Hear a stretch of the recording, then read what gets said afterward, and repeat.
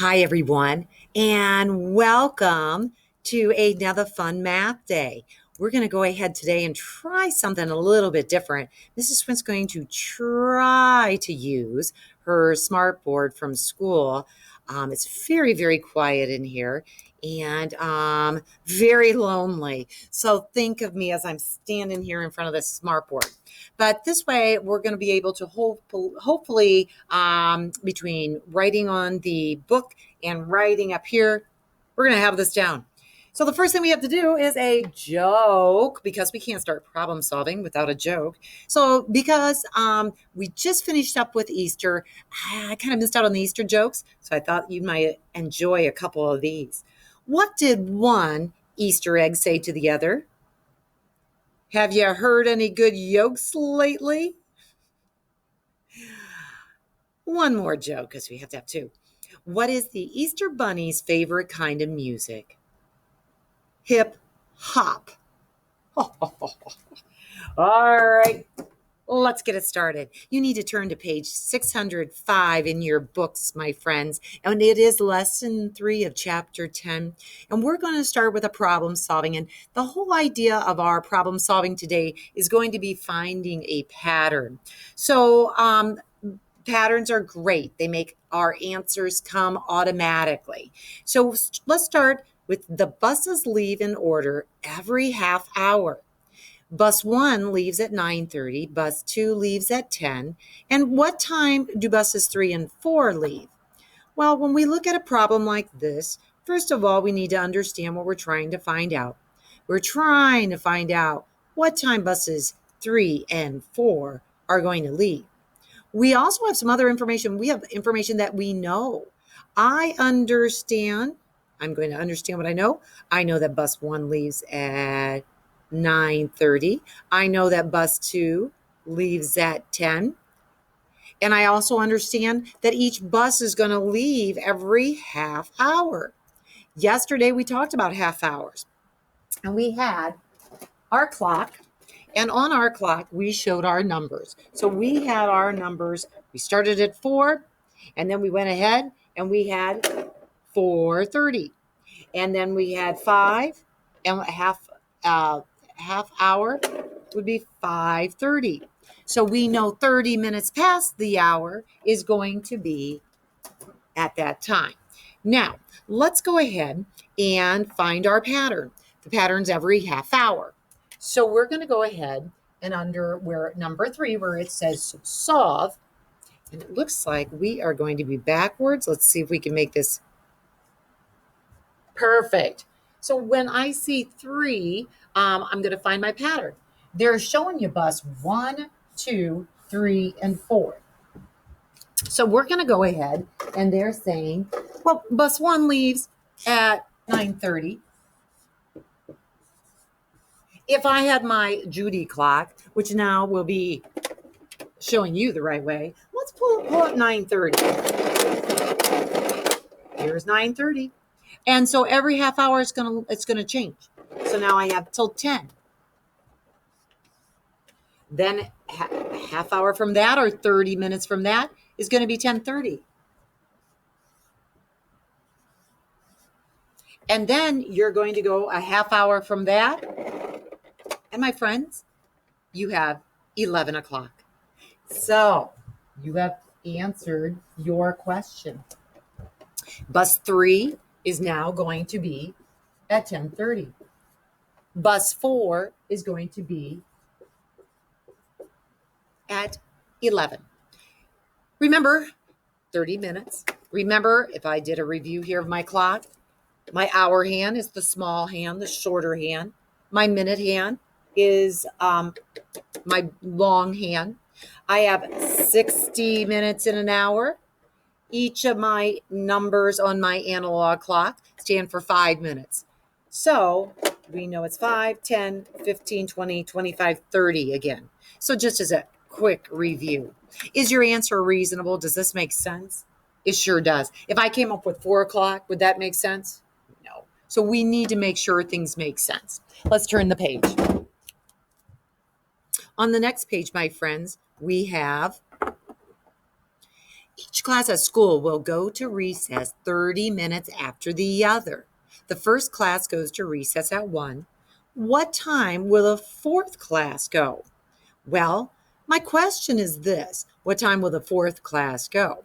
So I'm going to go ahead and I'm going to circle my question so I understand what I'm trying to find out.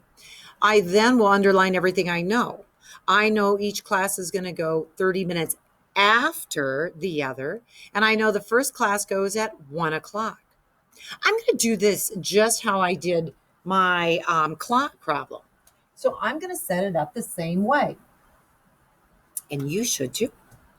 We're going to go ahead and we're going to solve the problem here by creating a pattern. So you can write the word pattern here.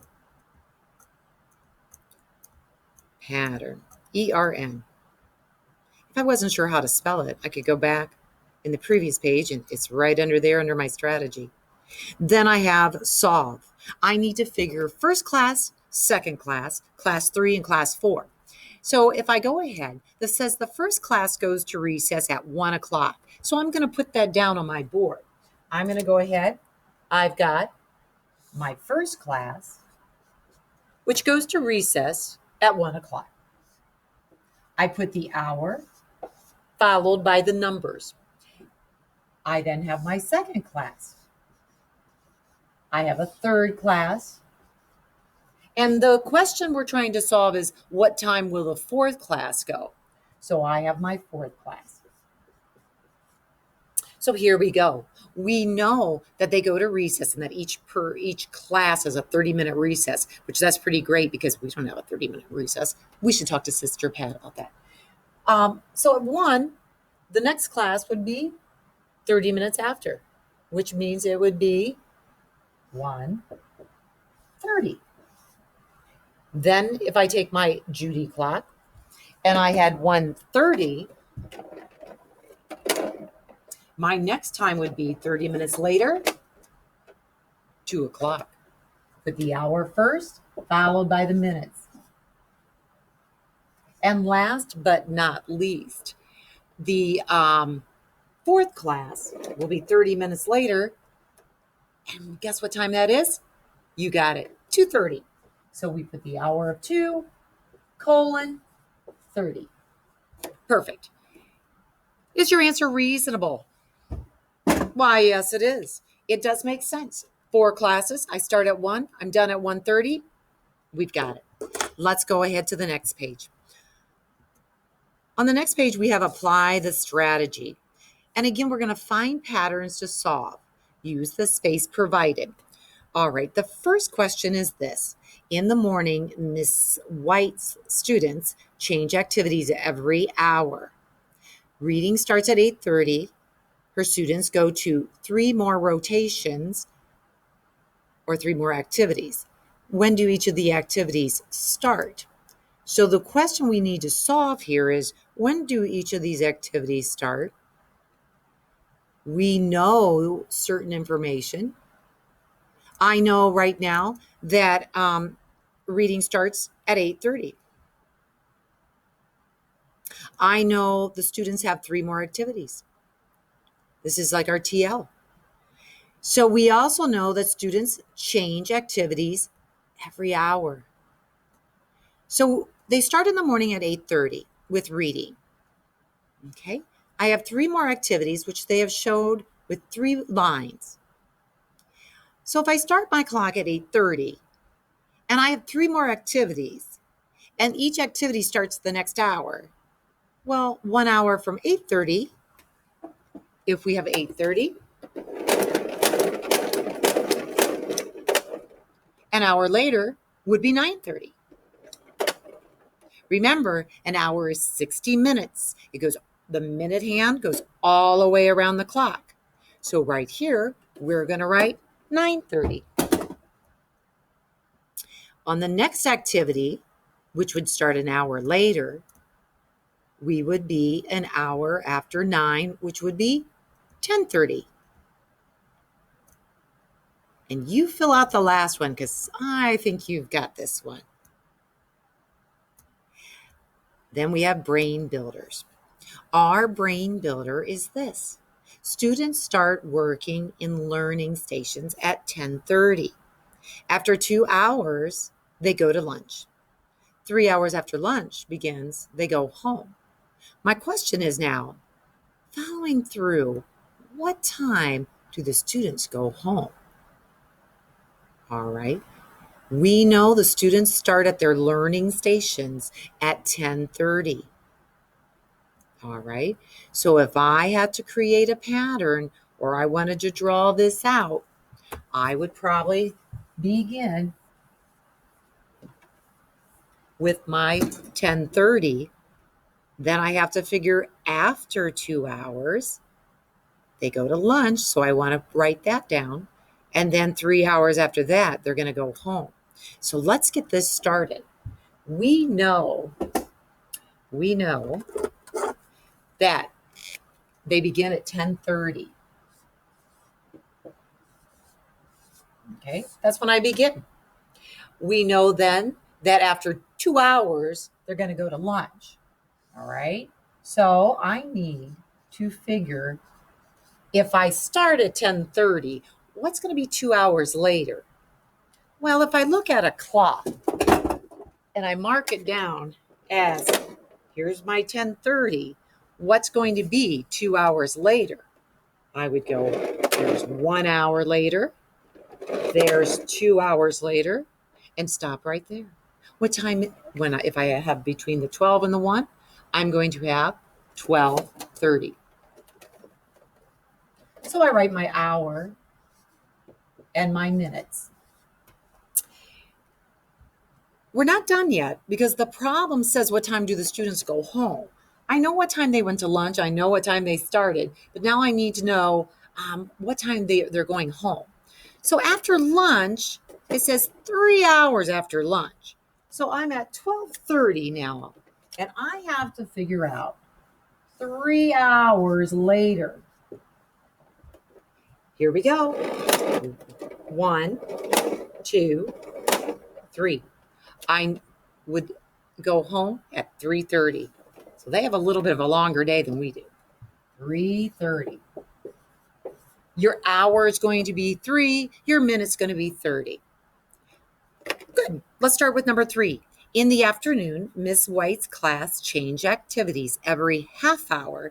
And you know by now, half hour means 30 minutes. Math starts at 1. Writing starts after math. Reading starts after writing.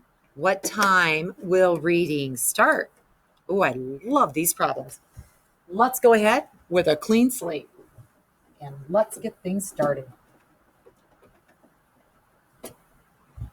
We're going to start by, first of all, circling what I need to find out. I need to find out what time reading is going to start. So I'm going to circle that. Then I'm going to use a different color pen just to make it easier. I know that we change activities every half hour. I know math starts at 1. Writing starts right after math. And then reading starts after writing. So what I want to do is set this up on my board. I want to make sure I understand everything I'm trying to solve right now. So I'm going to go ahead and make sure my board is dry. Otherwise, the pen doesn't work very well. So let's go ahead. The information I know. Students start working in their in the afternoon. Students change activities every half hour. Math starts first. Math is at 1 o'clock. All right, so here's math. 1 o'clock. Okay, we got it.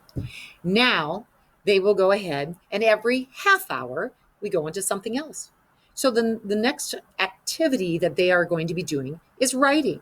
Writing starts after math, and it would be 30 minutes later. So if I have writing, 30 minutes later would be from 1 to 1:30. All right. Reading starts after writing, and I'm creating my pattern. I'm writing and drawing everything out, so I know I have done this correctly. And so if reading is a half hour later, 1:30, it's going to be 2:00. Don't just write 2:00 on this line. Show me your work. Show me how you solved it. Time can get to be a little confusing, and so we want to make sure you understand exactly what you're doing. Let's go to the next page. 608. Review the strategies. Carmen has 8 shoes. She places an equal number of shoes into suitcases. How many shoes will be in each suitcase? These type of problems, I like to draw pictures. I think it works the best and it helps me get the right answer. So the question is, how many shoes will be in each suitcase? So we circle that. We know she has 8 shoes. We know she has 2 suitcases. So here's my 2 suitcases. I have 1 suitcase here. I have 1 suitcase here. And I have 8 shoes. You could simply go ahead and partition the 8 shoes. I put a shoe here. I put a shoe here.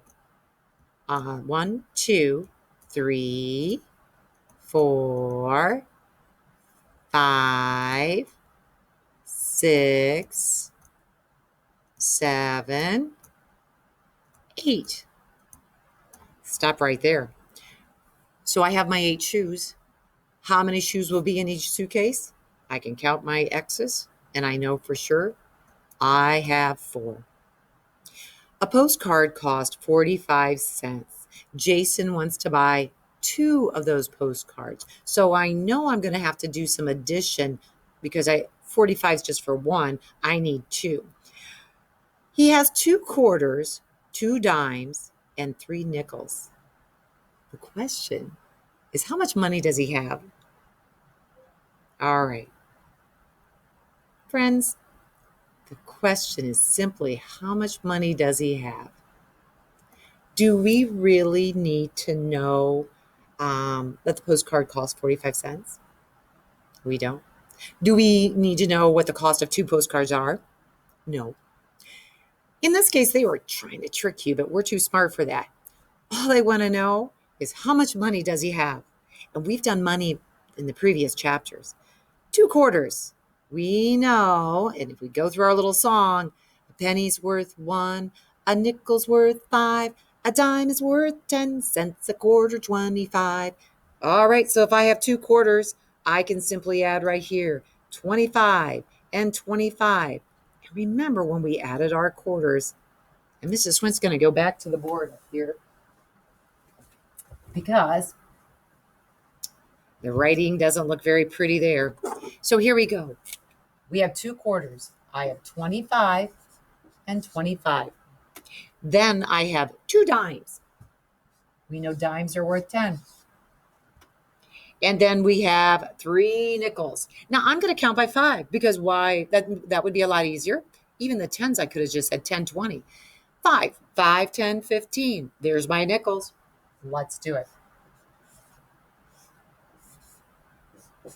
We have 5 plus 5 plus 5. 5, 10, 15. Put down 5, carry the 1. I have 2 plus, I'm going to count by 2s first, my larger numbers. 2, 4, 5, 6, 7, 8. And remember, either add a cent sign or you're going to write it as decimal 85. I don't care which way you write it, but that's showing me that you have cents. The last one is, how many pennies does he need so that he can buy the postcards? Now is your time to go ahead, add the 245s up because you need to know how many cents he's going to need in order to buy. So you're on your own for this one. You can add 45 plus 45. You need to know whatever the sum of those 2 add-ins. How much more do you need? How many pennies? because he has 85 cents right now. Let's go on to number 6. The subway arrives at the station on the hour and half hour. It is now 4:30. Kate's family is on the way, but it will take 1 hour to get there. What is the earliest time her family can get on the subway? What we know, or what we should first do, is circle what we need to find out, which is this. What's the earliest time the family can get to the subway? We know the important information is that it arrives at the station every 30 minutes, every hour and half hour. We know it's 4:30 and Kate's family's on the way, but it's going to take 1 hour to get there. You have to back up the truck a little bit on this one, or the train. If the family, it's 4:30 now, and the question is, Kate's family's on their way, but it's going to take them 1 hour. What's the earliest time they could get on that subway? So it takes them 1 hour. It's 4:30 right now. It's going to take them 1 hour to get there. What time will that be? And what is that the earliest time that they can get there? All right. I'm going to let you solve that. And then we're on to problem solving. I don't think there's anything on problem solving that'll stump you. Take a look if you have an analog clock at home. That would be handy. Look at the clock on the wall. If your mom or dad have a watch, you can use any of those. So you've got this. There's only 3-word problems. You guys have a wonderful day, and we'll see you soon. Take care.